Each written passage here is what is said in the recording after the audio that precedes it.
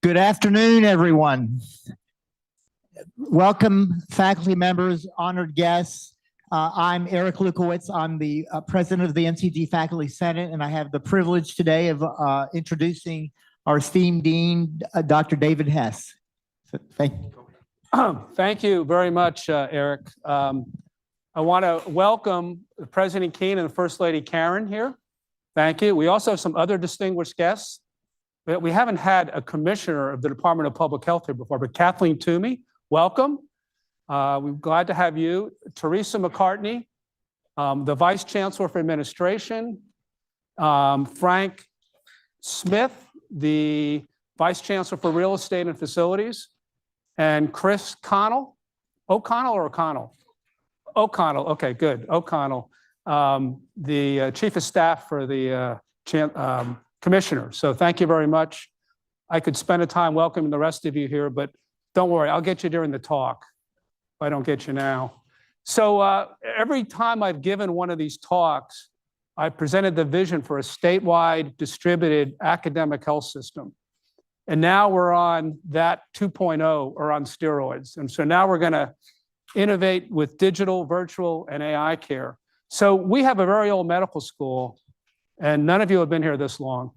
But it was started in 1828, and this is a class of 1876. And Charlie Howell was not in that class, but Charlie Howell came later. But we go back a long time. 13th oldest medical school. You know, there were 13 colonies. That's how you remember it. And in about 1910, Abraham Flexner, commissioned by the Carnegie Foundation, studied medical schools. And there were about 150 medical schools at that time. That's how many there are today. But most of those medical schools were proprietary, for-profit, and the teaching was deplorable, as he said. So he came through, made a report, the Flexner Report in 1910, and many, many medical schools closed, like half of them. In fact, MCG almost closed. So we had to really do something. And basically what Flexner proposed was the Johns Hopkins model of an academic medical center with basic science teaching and research. And that's what we continue to this day. So we are in a national treasure, or at least a state treasure. And there's only 125 true academic medical centers in the United States, at 2% of the hospitals. So we're fortunate to be here. This is uncommon. And while Europe has academic medical centers and China now has academic medical centers, they're not really present in the rest of the world. Now, one of the issues we have, there's only 2 in Georgia, and we have the same population of more than North Carolina, almost like Ohio. They have 5, we have 4. And so we only have 2. It's Emory-Grady and us. This is where we train the majority of medical students, residents, fellows. It's a safety net hospital system. 5% of the hospitals provide 33% of charity and 27% of Medicaid. Most major research discoveries are here, and most FDA drugs are done by work performed in academic medical centers. 50% is a low estimate. Some people say it's 80%. So if we didn't have academic medical centers, we probably wouldn't have all the drugs we have right now. So there's a tripartite mission of education, clinical care, and research, right, shown there. Now, what we have, which is really unique, is a statewide system. We're distributed throughout the state. So big, hairy, audacious goal has really been our goal, is to make this throughout the state and have research at all our campuses. And so now with the Wellstar merger, and my good friend Ralph Turner, the president here, Ralph, just raise your hand. If you don't know who Ralph is, there he is. Charlie Howell's next to him. You know, we're now part of a $7.5 billion health system. And that's where we are. We're throughout the state. Look at all those places, all those white dots. We have medical students. We have telehealth sites in the blue and yellow and red. We've got different campuses. You can see we've gerrymandered the state, but everything is covered. And there's almost an MGD student everywhere being trained right now. We can't say every county. There's 159 in Georgia, but in many of the counties. Now, this slide was generated by AI, I must say. I'll tell you when we generated by AI. And but we had to generate AI to get a good slide. But this is what we want to do next. So this is BHAG 2.0 or BHAG on steroids. And now's the time. And I think there's a great book called The Giant Leap, which was just published this month by Robert Wachter. I'm clean here. I'm not getting any kickbacks on this book, but you can get it for Kindle for about $17.99. And he's a doctor and he's a hospitalist at UCSF. And and Jeff Talbert, I think, has read it, and Jeff Talbert likes it. But he talks about how this is, how AI is going to affect medical care, and it's going to affect medical education. We may need fewer doctors. Don't worry, doctors are not going to lose their jobs, but this may help us perform our jobs better. It should reduce workload. Who likes to do pre-authorizations here? It's the bane of our existence. Now we can do them by AI. The problem is the insurance companies use AI to reject our pre-authorizations, right? So we can do discharge summaries. That would really save a lot of time. Clinical data warehouse, we'll talk about that. We can have digital scribes. We already use DAX Copilot in clinic. It saves me a lot of time. It's not perfect though. You have to edit it a lot. And we can have a digital twin. We can have one of our faculty members like Bodie Dunlap, our new chair of psychiatry. We can make a twin of him, and it would be an image, and he could actually give advice based on what AI knows about him. And they know a lot about him, as we're going to show. So this is really kind of exciting. We have to be careful. Rural healthcare. Almost all AI systems are trained on the internet. They are not trained on rural health data. So that's a real problem we have. And Georgia's a very rural state. And then discovery science. If you heard the study of AlphaFold, this is DeepMind from Google. You can actually take the sequence of a primary protein sequence of the amino acids and predict the three-dimensional structure. That won the Nobel Prize in Chemistry in 24. A lot we can do. I don't have time to get into it all, but I would get this book. It's a good investment. Now, one of the reasons we're going to talk about how big our medical school is we have a doctor shortage in Georgia. We rank 40th in just about everything. So if you're asked, where do we rank in Georgia for healthcare, physician supply, residents, just guess 40 and you're about right. It may be 39 or 41, but it's close. We actually have a low number of medical school slots for a public university. And we're 41th in the country, but there's 6 or 7 states that don't have a medical school, so it's even worse. These are all the counties. Half of our counties still have an OBGYN. Look at the map on the right. Every health professional shortage area. It's called a HPSA. Remember that, a HPSA. It's going to be a post-test.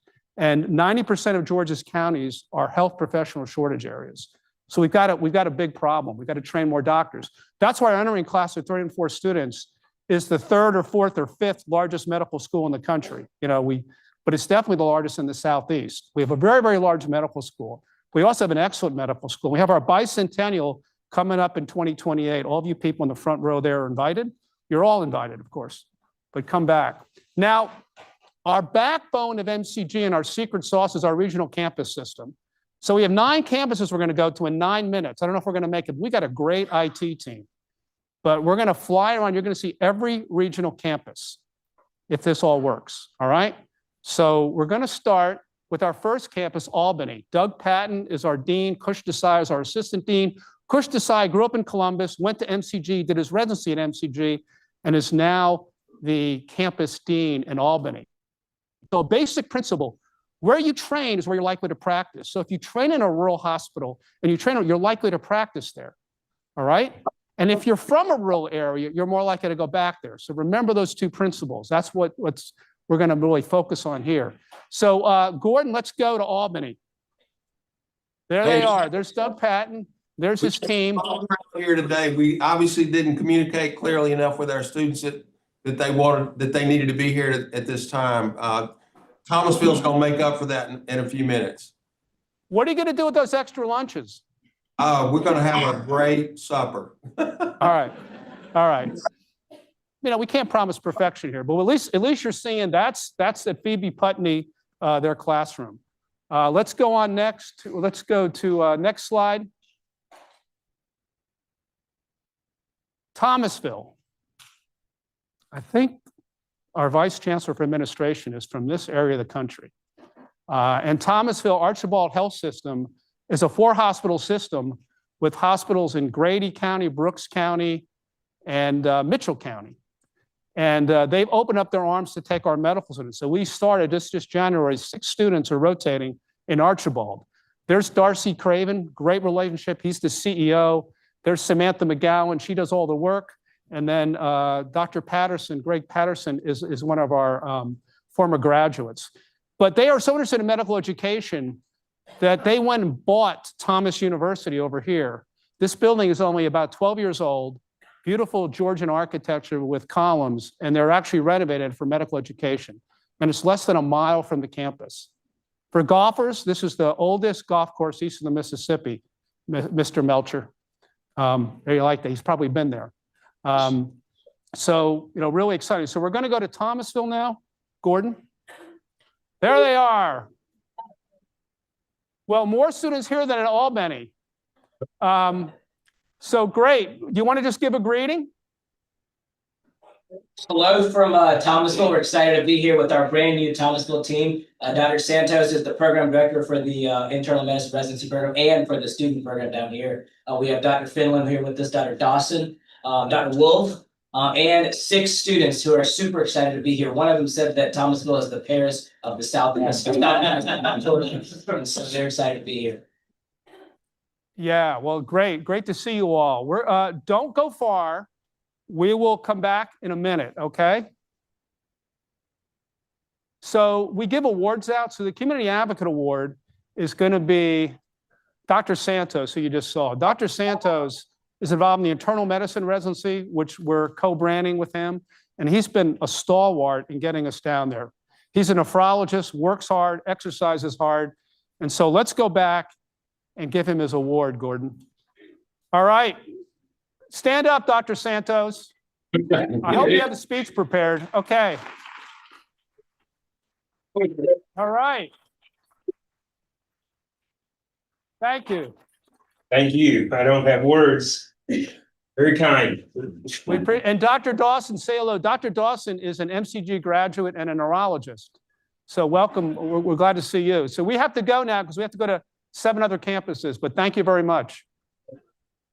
Now we're going to go to the Gold Dome, the state capitol. Now, we don't have a campus there yet, but we might.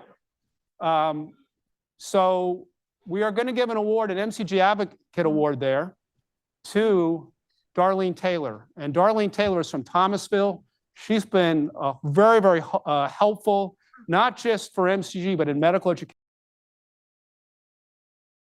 Without her help. The other thing about Darlene Taylor is every year we have a Jekyll Island course where we train faculty. She not only came to it last year, but she stayed for every lecture. And there's a lot of distractions at Jekyll Island. And I'm not sure all the faculty had her attendance, but her attendance was phenomenal. So let's go to, there she is. Thank you. Gosh, congratulations. Thank you so much. I'm honored. I'm very honored. Thank you. Thank you for all that you're doing and for what you're bringing healthcare to rural Georgia. Well, thank you. You have been so helpful. We couldn't have done it without you. And I was telling them about Jekyll Island, how you went to every talk. I did. I enjoyed it. I'm a little sponge, Yep. soaked it all up. All right. Well, thank you. We got to move on, but thank you very much. Thank Thanks you. for all you do. Thank you. Okay, Savannah, 4-year campus in Savannah. And this campus was 40 students going up to 50. There's Elizabeth Gray, the dean. I can't go through all the people. Those are our students. I gave you a book recommendation. Now you're going to get the restaurant recommendation that no one knows about unless you're from Savannah. Castaways. They actually coasted and provided our crab cakes for our grand opening. So patronize them. The owner's daughter may want to go to MCG too, he told me. So let's go to Savannah. There they are. Look at this. Hey, Savannah. So they are at the Armstrong campus of Georgia Southern. And this is a collaboration between Georgia Southern, us, and also the St. Joe's Candler Health System, which we'll come back to later. Anything to say, Falami? Hey. Or Elizabeth? I didn't see Elizabeth. Elizabeth is right here. All I Sorry, can say Elizabeth. is that we're not eating crab cakes today, but we are eating delicious food, and we have the best students in the state. Okay, well, we're going to have to move on. All right. Next, Brunswick. So you go down the coast, and Brunswick is kind of a sub-hub of Savannah. But Steve Chitty's an MCG graduate, critical care doctor. He's the dean, and Dr. Craig Loudon is an ED doctor. He's the assistant. Unfortunately, he's overseas, but Steve Chitty should be. This is a beautiful hospital in a beautiful area. It's on the Golden Isles. So a very popular campus, a very popular place to do rotations. And there they are. Steve Chitty, hello. Hi, students. Hey, Dr. Hess. Great to see you. How's it going, Steve? It's going great. All our third years are testing today. So we have some fourth years with us today, and Dr. Loudon is in South America. Yeah. So how do the students, do you like the campus there? Love it. It's amazing. All right, good. All right. Okay, we're going to go next place, Gordon. We will go to Rome. Now, Rome is, in the Northwest, and Paul Brock there on the top, that's his son's house. And Paul Brock is our only faculty member and only campus dean that has a bill named after him. The Brock bill is actually going to the legislature now. It has to do with getting better access for physicians and medical students to health systems, help with credentialing. And this is the birthplace of our longitudinal integrated curriculum, which means students follow patients, for example, a patient with cancer or a pregnant woman, all through their third year. And so it's a relatively novel, it wasn't developed here, but it was really brought here at the Northwest campus, and now it's used at multiple campuses. So we're going to go to them. Look at that. They have glamour photos of everybody. Look. No, those represent the students who trained on this campus who've come back to Rome or the state of Georgia. There are 28 of them on the walls. Isn't that amazing? That's why if you train in a place, you're going to practice in a place. That's the whole point here. That's the whole theme here. Thank you very much. Students, how do you like Dr. Brock? I didn't tell him I was going to ask this. I knew it. All right. I pay him But a lot. I thank you. Name the other faculty there, Paul. Just introduce the other faculty. I've got Billy Chaco, who is our internal medicine clerkship director, and this is Bradley Cagle, one of our own, who has come back to practice radiology in Rome now, and he's here today too. Great story. Great story. Were you born in Rome? Yes, remember, it's not Northwest, it's Northwest. Okay, Northwest. Our deans are very, very competitive. Very competitive. Well, thank you. We got to move on just a little bit north of you now. So now we're going to go to Dalton. Now, Dalton is smaller, but it's growing. Vitruvian Health, part of Hamilton Medical Center. That's Dixon Freeman, our campus dean there. Now, Dixon Freeman, if anybody gets this, who doesn't already know this, you're going to get some kind of prize, maybe an extra lunch. He does a sport that is in the present Olympics, the Winter Olympics. What sport do you think he does? We're going to ask him and find out. How did you know that? Curling. Oh, how did you know that, Ringer? Jeez, curling. He's a curler. First person I ever met. Oh, wait. I didn't let you go there. Gordon? All right. Did you hear? Tell us about curling briefly. Oh, it's been a great year for curling. The U.S. has done very well in the current Olympics, and I think the whole world's been a little bit captivated by minor controversy that's happened this year. So yes. It's a good year to be a curler. Well, students, how is it going in Dalton? Very open-ended questions. They're well trained. Good. But thank you very, very much. Dalton is the carpet country of the world and the flooring. If you have flooring and carpet in your house, it probably comes from Dalton. Now we're going to go to Wellstar, one of our newest campuses. This is the ribbon cutting where President Keene and Karen successfully cut the ribbon. But what's key is Stephanie Hayes on the left is there, and then Ahmed Shatui actually was born in Kennestone. He's over there. And this is a test question. You already met him. That's Ralph Turner. This is Mr. Morgan, who's chair of the board. And of course, there's Chancellor Perdue. And this is Louis Lovett, who you'll see in a minute. So this is Ahmed again. Louis Lovett has been a critical care doctor. He's been with Wellstar a long time, was working in graduate medical education. Usha Anand is the assistant dean. And we expect this campus to really expand because about 60% of our students are from the Atlanta area. And the first day of class, I always go in and I ask, where are you from? And I say, how many are from the Atlanta area? About 60% of the hands go up. How many are from the Eddas? Alpharetta and Marietta, and about half the hands stay up. So we get a lot of students from this part of the state. So it's great to have a campus there. Let's go there. There they are.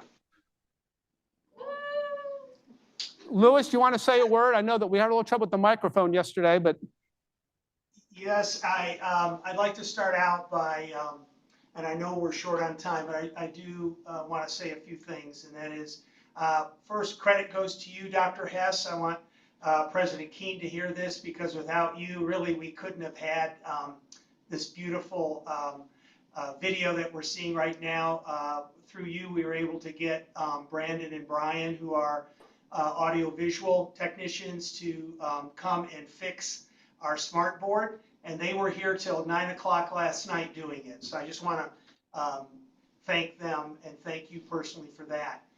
Secondly, we just want to express our gratitude and appreciation to you and to President Keene and Augusta University for this beautiful space that we have and this opportunity to train these wonderful students. Our first cohort began on January 12th. They just completed their first rotations and took their shelf exams, and by all accounts, it seems like things are going well. So, and to my right, as you mentioned, is our Assistant Dean, Dr. Anand. And thank you again. We very, very appreciate, very excited about this campus. thank you very much. We wish we could spend more time, but we got to move on. Thank you. All right, now we're going to the partnership campus. So the good news, congratulations to UGA. This last Friday, they were granted preliminary accreditation by LCME. So there'll be a new University of Georgia Medical School, but it's a little complicated because according to the LCME, if you admit a student, they got to graduate from your medical school. So the classes of 27, 28, and 29 will remain partnership or MCG students. So Shelley's got 2 jobs. She's juggling 2 jobs. So let's go quickly to Athens. There you go. Well, I think we saved the best for last. What about my team here and our students? So anyway, but thank you guys so much. Thank you, David, for the congratulations. A lot of exciting things happening here, though, at the medical partnership, and just want to thank you and everyone for your support in this transition. And we've got amazing students here, and they make us smile every day. And we're so excited about match day coming up here in a few weeks, and then graduation. So again, thank you guys so much. And it's an honor to serve here in both capacities. So anyway, thank you, David. Thank you. Thank you very much. We're going to move on. Congratulations again. So we really do have excellent students, as you're going to see. So we're going to go now to the next campus, which is, we call the Middle East. You've seen the Southeast, that was the Northeast. Now you're going to go to the Middle East. And here's our academic team, which are phenomenal. We couldn't have a better academic affairs team than we've got. We're going to increase 50 students here next year because Athens is going to take 60 away. So we're going to add 50 here and 10 in Savannah. If we didn't do that, we would have no net students. But now we have 60 more net students, public medical students for the state of Georgia. So we are going to go, here's our class. We get great ingredients. These students are not just academically excellent with high MCAT scores and high GPAs, but they have very good soft skills. And we interview them, make sure of that. Women outnumber men a little bit. That's a national trend, but this is where they're going to go. So let's now go. We have a bunch of them collected over in the Harrison building. There you go. Thank you. I'm glad they fed you. All right, good. Jennifer Tucker, do you want to say a word? I wasn't expecting to have to say a word, but we've got the best students here in Augusta. And yes, Dr. Nuss, we did save the best for last. We have healthy competition, so which is good. So thank you. Commissioner Toomey, you will go and see, you'll be going over there pretty soon. That's not too far from here. Okay. So we have a big class, an excellent class. We have very innovative curriculum. So back before the pandemic started, we didn't plan it this way because we rolled this out during the pandemic. We changed our whole medical school to be able to graduate in 3 years. Now, very few people graduate from medical student in 3 years, but Charlie Howell did. Keep coming back to, he graduated in 3 years, right? And then they stopped the program. I don't know what happened, but we brought it back. And we have 4 pathways, which are really personalized for the students. So the Peach State Scholar, you get your tuition paid if you practice in one of those HPSAs, those health professional shortage areas. You got to go to primary care specialty. Advanced residency prep is what most students do. dual degree. So Commissioner, we give, in collaboration with our School of Public Health and Teresa Waters, we have a combined MPH program. We have 16 students in it this year. We also have a combined MD, MBA program, 8 students. Then we have a research track because research is extremely important. So we have some students, that's our newest pathway. So we have a lot of options. Here's the 3+ Peach State Scholars. We now have an endowment of about $56 million of public-private partnership. Thank you, the state of Georgia. Thank you, Peach State Health. And this is the last class. There's 1 student missing. We have 13 in this class. The economic impact calculated from this program is $7.2 million a year when these students get out and practice. So it has huge return on investment. Here are all of our Peach State Scholars. None of them have finished residency yet because you have to do your residency in Georgia. And then you have to practice in Georgia for the number of years we give you a scholarship. This year, we'll have some of them graduate, but you can see the diversity of students we have and the diversity of specialties. That's to be a primary care specialty, but we want to expand this to all specialties because every specialty is short in Georgia. Now, as I said before, if you train in a place, you're likely to practice in a place. But if you're from a place, you're really likely to go back. So if you're from a place, train in that place, you're likely to go back. So Kelly Braun, our fantastic Dean for Admissions, and Scott Barman, her fantastic assistant, have come up with programs. And Kelly, congratulations, is an ELAM scholar. Annette Johnson did that. It's a leadership training, and her project is Assurance in Medicine. So what she's done is she identifies students in colleges that don't normally come to medical school, particularly Coastal Carolina. I think this is the first or second student admitted from there, Columbus State and AU. And we start working with them when they're rising juniors, give them MCAT prep, mentorship, how to be a physician, and then we get them into medical school. So it's just a little boost to help them. They still have to meet tough criteria. It's not easy. But we're doing this and we're continuing to expand this. And thank you to President Keene for funding that last year. And this funding was rapidly used and we already have a return on your investment. The regional campus pathway is a way to, at the time of admission, to try to have students choose if they want to go to the Southwest campus. I should say South Best they think they are and North Best, you know, where they want to go. And so they get to choose then. And that's a factor in admissions. It's not an overwhelming factor, but it's a factor that we consider. And I won't have time to go through the last one in the interest of time. But so we're doing this at admissions. We're looking at geography upon admissions and then during training. Now, federally qualified health centers. I bet half of you don't even know what that is.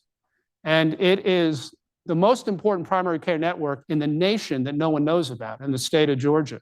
So these are really focused on primary care, mostly family medicine, but they have some specialties. And that map is a map of the federally qualified health centers, everything in color that we have affiliations with. And that's a lot of work. So we have affiliations and students are going to all these federally qualified health centers. And this is absolutely important because the federally qualified health centers need physicians, right? And then our students can train kind of in the real world. You know, there's studies that show if you look at 1,000 people that have medical symptoms a month, only one of them ends up in an academic medical center. So we see a very rarefied subset of people with clinical symptoms. Most of them are going to their local doctor. Most of them are going to Dave Ringer and his group we're going to get to. They're going to go to primary care doctors. Now, this is a tremendous amount of work, and we said, who can get all these affiliation agreements? And we turned to the Wonder Woman, Ashley Saucier, and hopefully she's here. She's not in clinic still. Ashley? There, come on up.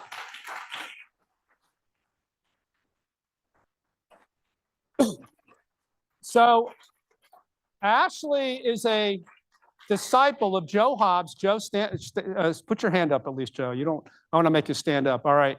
And she's a family physician, community medicine, and she went ahead around and got all these affiliation agreements. You've been to all these FQHCs. So we really want to give her a round of applause, another round of applause. I was worried she wasn't going to get here because she had clinic. Now, you probably never heard about an FQHC. Now you're going to see an FQHC physician. And it's Dave Ringer. Come on up, Dave, and get your award. Dave is an MCG graduate, also trained by Joe Hobbs, family physician. And he's the old school. Not only does he do outpatient, but he does inpatient. You run the hospitals program at Good Samaritan Hospital. And I know Charlie Howell was trying to steal some of your doctors just a while ago, wasn't he? But, you know, it's competitive. And he was a teacher of yours. And then your lovely wife, and you have 6 children. I don't know how you do it, and I don't know how your wife does it. But thank you very much. Just give them a round of applause.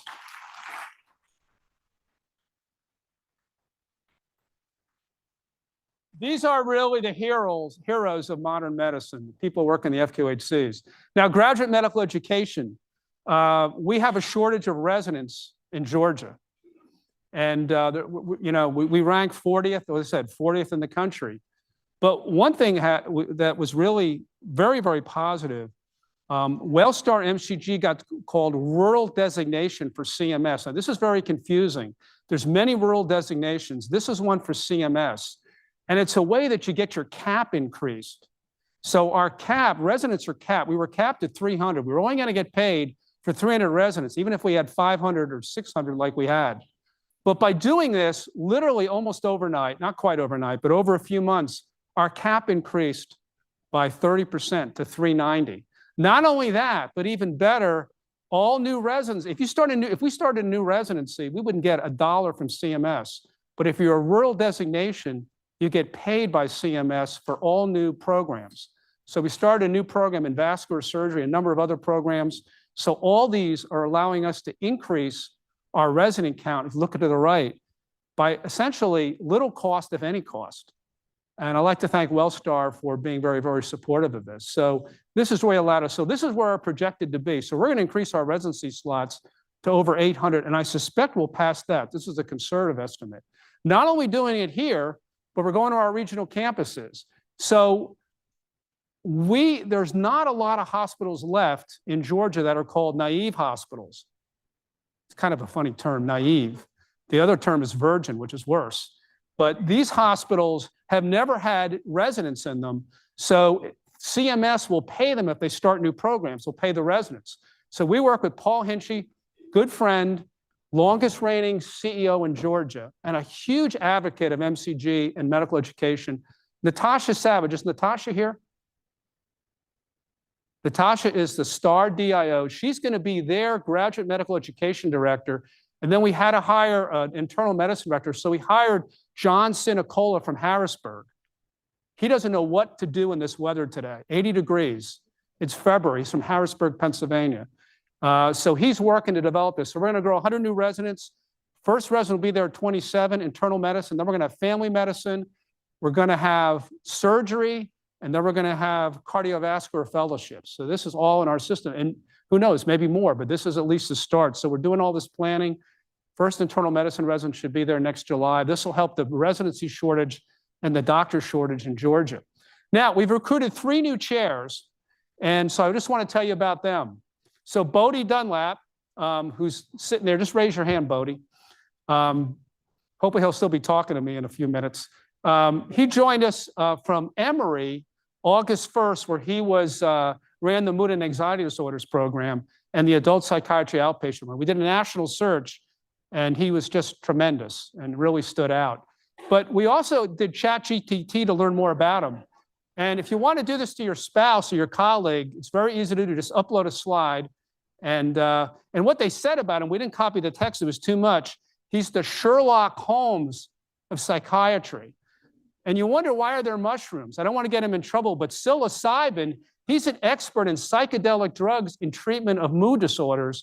And they're going to probably be approved, you told me, for depression maybe, and PTSD? Depression first. So he is one of the world experts in this. And that's why all this stuff's here. And he only does these in clinical trials and FDA-approved work. So that's Dunlap. He's great to have here, and we really appreciate you being here. Next is Steve Shiver. I think I saw Steve here. Steve grew up in Albany, Georgia, and was here a long time, almost became a surgeon, saw the light and came back to become an ED doctor. You've run the residency program. And Ralph Turner would agree, and Charlie, that he has just been great in the ED. He has raised our patient satisfaction scores. Julie Moretz can attest for this, the goddess of patient satisfaction and patient experience. He has raised them tremendously. I can't even put the numbers. They're so phenomenal. Nobody would believe them. And this is Steve for ChatGPT. I think that gets him. He's always in the ED, right? And he's always working. And it's really hard in EDs because they're crowded. There's not enough beds. They're overwhelmed. And he does a tremendous job. Next, we have Jeff Talbert. So one of the themes here is AI and digital health and virtual care. So Jeff Talbert, that's his ChatGPT, Jeff. I didn't show you this yet. I don't know if you think that's any good. You're an AI expert, so you can criticize this. But he came September 1st. We started a new department of AI and health. Ravi Kohli led the search. I see Stefan was on it. I think Teresa Waters. He was an overwhelmingly favored. He came here. He came from the University of Kentucky. He's been very, very well funded. But what's interesting, Commissioner, is that he did this rapid actionable data for opioid research in Kentucky called RADAR. And what he used public health information databases that allowed him to predict with AI where there'd be opioid overdoses. And this was actionable data, so they could predict ahead of time where the overdoses would be and action it. He says he can do the same thing with maternal mortality, which would be wonderful. So this is the things we can do with data and data science. And this is what he's doing. This is very complicated. Now, there won't be a post-test on this, but one of the reasons we hired Jeff is that he had done this in a CTSA, Clinical Translational Science Award up at University of Kentucky. He was the leader in this.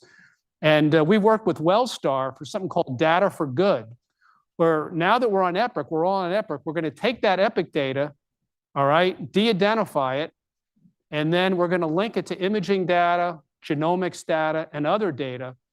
And then we're going to basically use NVIDIA boxes. You've probably heard about NVIDIA. It's valued at 500 trillion or something.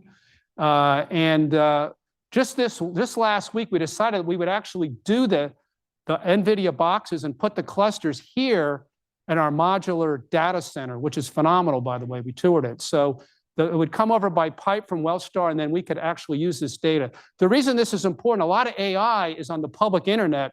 This would be on Wellstar patients and our patients. So you get much better data that's better for our decision making. There's a lot you can do this with clinical care. You can see how drugs do in the real world. The possibilities are endless. In fact, Jeff already has a stream of people come into his office. I don't know how he gets anything done because everybody wants to meet with him with their ideas. So he's hiring people. We had a good candidate here yesterday who can take an EKG signal and predict your risk of heart failure in the next 3 years. Pretty phenomenal. So the stuff you can do with AI is just breathtaking. Now, Wellstar MCD emphasis on digital health. I wanted Matt Lyon to be here, but Matt Lyon is doing a course in Savannah today. But we have an established, you saw this before, this established network of rural hospitals and other hospitals where we provide tele-ED coverage, tele-ICU, tele-stroke, tele-OB. Jeff Switzer and his group do tele-stroke. And this is phenomenal. And one of the nice things about merging with Wellstar is Wellstar has embraced digital and virtual care. And you have to in a rural state.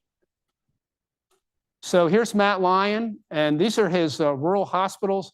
Matt is got a great relationship with rural hospitals. The only harder job than working in an FQHC may be being a rural hospital CEO, because you usually have, you agree, Dave, usually have about 3 or 4 days of cash on hand, and all you need is bad weather or a bad EMR implementation, and you're bankrupt. But Matt has done a great job. Candler Hospital is really a case presentation. This hospital was really headed toward financial problems.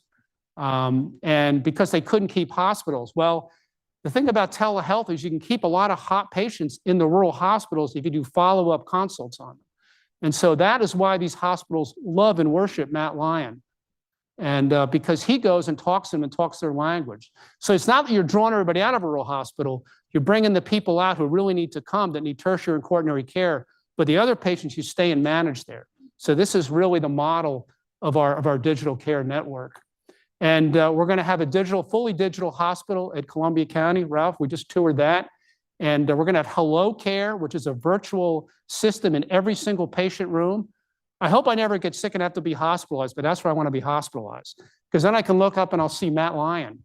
And you could have any teleconsult. It could be Brian Annex. It could be a cardiologist. It could be a lot of people. And here's the rooms. It's going to open in, I think, the end of August. The MOB is a little bit behind. exit 190 Gateway Boulevard if you want to drive by it. Valera Hudson usually has, she must be away, but Charlie Howell, raise your hand too. Charlie and Valera are known as really the pediatricians in Georgia. And we got a big donation from Tom Golisano, a $50 million donation to do a lot of exciting things with this hospital. I just wanted to mention that. I don't have time to go into it much further, but this is super exciting and great for children, childcare, great for MCG, great for Wellstar. Now, people and relationships are everything. I can't come back to this. This is our joint operating committee. We meet every week, usually on Thursday. There's 4 from MCG, 4 from Wellstar. We're not against each other. The Wellstar is in purple. We actually work together and we agree on almost everything, don't we, Ralph? And I want to acknowledge other people. Jennifer Miller has been a key ally between the university and the health system since she's been here. Nelson So is the COO out there. CeCe Turner is the CFO. And Juan Guzman is the new COO. And Juan has been really running his mouth because he came from Indiana. And he came from Indiana University Health System. And so that's Juan. But he's great. Unfortunately, he can't be here because he has to do training at Atlanta, right? Yeah, but that's Juan. Just tell him we did recognize him. Now, NIH budget. So this was the most traumatic year I've had with the NIH. The uncertainty, the threats to reduce the indirect rate to 15%, constant holdup of grants, cancellation of grants. It's been a really tough year. The good news is finally Congress has approved the budget for next year, and there's no cuts to the indirect rates. So this is good. But you know, NIH lost a lot of people. A lot of people lost their jobs. The other really good news is this guy, Eric Kern. Eric, just stand up. Eric came from South Florida. He's the AVP for sponsored programs. He is phenomenal. I think we've all, you know, he came here January 12th, and I don't know how many times I've talked to you. I've asked you for about 10 favors, 2 more this today. So thank you, but he's really savvy. He's seen it all. He's also, the only thing some people are worried about is that he is a pilot and he has a hangar, but he's going to have, we think, the first car plane in Augusta, right? You're on order? He hopes. Okay. So we just don't want anything to happen to Eric, but he's fantastic. Now, David Munn sitting in the front. You know, this is the quintessential academic medical. This can only be done in academic medical centers. What I'm going to tell you about this can't be done anywhere else. And this is David Munn, who's sitting in the front row, and he's going to be our interim director of the Cancer Center when Dr. Cortez, who we're going to miss, is leaving the end of March. But way back in 1998, and I remember that he had an article published in Science with Andy Mallour, where they discovered the role of this enzyme called IDO in the tolerance of pregnancy. They turned this around and inhibited it as a cancer immunotherapy. And the beautiful thing about this drug, it has very few side effects compared to other drugs. And so he works closely with Ted Johnson. Now, if you look at his tie, you know what kind of specialty he is. He's got to be a pediatrician, right? Look at that tie. And so he's a pediatric oncologist, did his MD, PhD here. David, you work not far from the house you were born in, right? Yep, that's right. And MCG graduate, MCG all over him. He's as MCG as Charlie Howell is. You know, I'm a Yankee transplant and I'm adopted, but these guys are naturally born here. And it's wonderful. So they're going to have this drug approved. It's just a matter of time. And the reason I put this up is there's 4 types of translational research. The only ones you can do at academic medical centers are the only ones that could be done really at academic medical centers. There's TO and T1. You can't really do these in community hospitals. So they're discovered here, did early phase clinical trials here. Now you're in late phase clinical trials at illustrious places like MCG, Children's Hospital, Dana-Farber.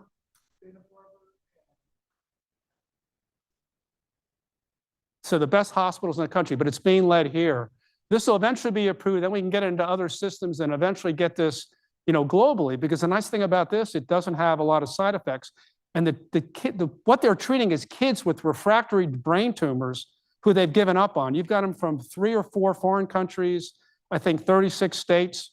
Ralph, we just reviewed that. So Ralph's happy. We're all happy.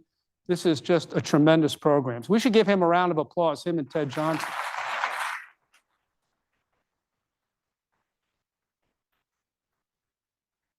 They covered the clock. So we're going to move here fast. So we had enough slides to take up 20 minutes, but I had to condense it. So I can't talk about everybody, but there's so much great research going on here. This is just some of it. And this one I really want to focus on. Brian Annex, raise your hand. Brian, this is a real achievement. LeDuc Foundation grant. These are transatlantic grants. And this one, you usually have to have a North American coordinator, which is Dr. Annex. Then you have to have a European coordinator, which will be Dr. Rohrberg, University College London. And there's only 3 of these given out this year. And an $8.5 million grants, and these are all his collaborators. But the important thing is, look at the disease he's studying, peripheral arterial disease. That is a huge problem. You know what Georgia's known as? The stroke belt, the dementia belt, and the amputation belt. And Dave Ringer knows it all. He sees it all. So this is tremendous. And there's not a lot of people studying peripheral arterial disease who are cardiologists. It's called the ARTIST. So thank you, Brian. This is great for MCG.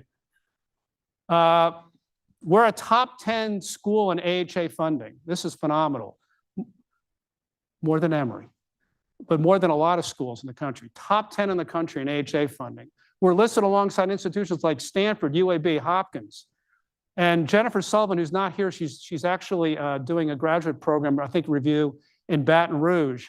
She just got a $4.4 million grant to study immunorenal disease in women. And this is part of the strategically focused research number. We've had other ones of these. We just had a cardio-oncology one. But her other 2, what they do is they usually have 3 or 4 centers. The other centers are Mass General and Ohio State. So we basically hit with the best of them. You know, we're with illustrious institutions. And then Immunology Center of Georgia, Klaus and Lynn are GRA eminent scholars. You guys have hired all these people. You can see their sense of humor. I didn't know we had a faculty member this young until we put this picture up, but it's a very family-oriented retreat. Everybody brings their kids.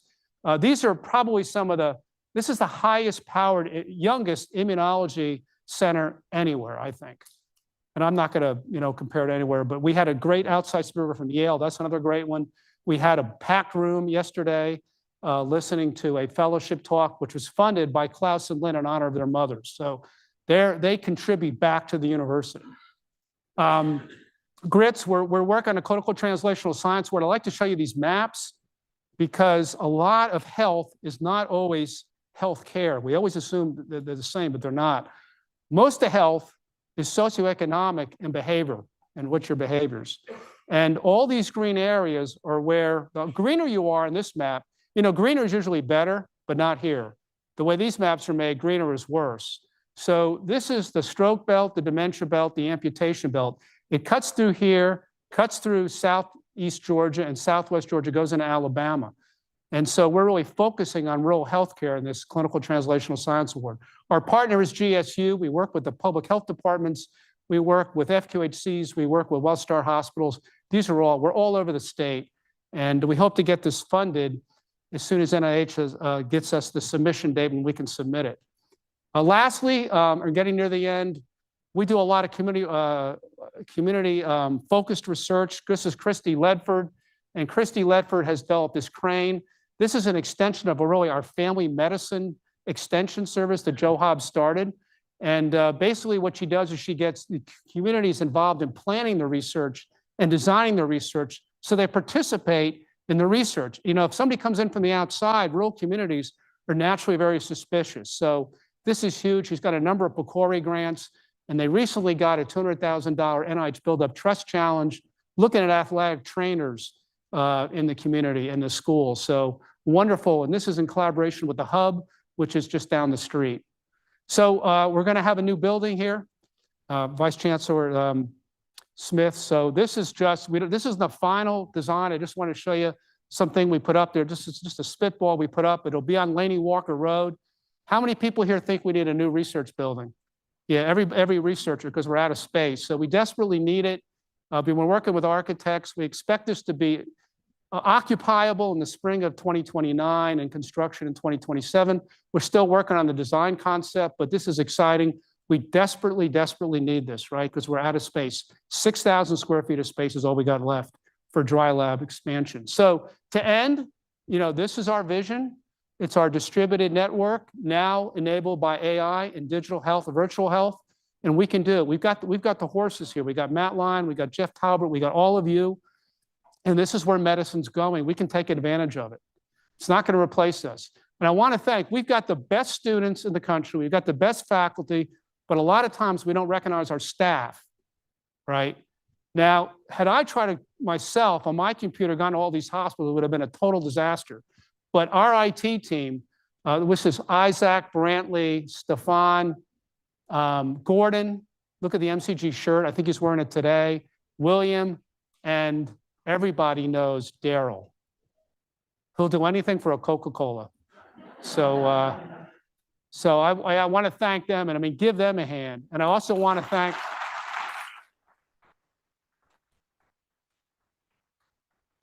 so the people that organized this were Crystal, raise your hand, Crystal, and Tamika, she's probably back working, and then Nikki helped with the slides. So if you don't like your ChatGPT, it's all Nikki's fault.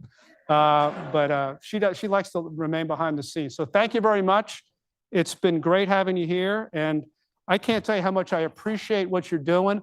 I would not want to be in the trenches with any other group of people except for you. So thank you very much.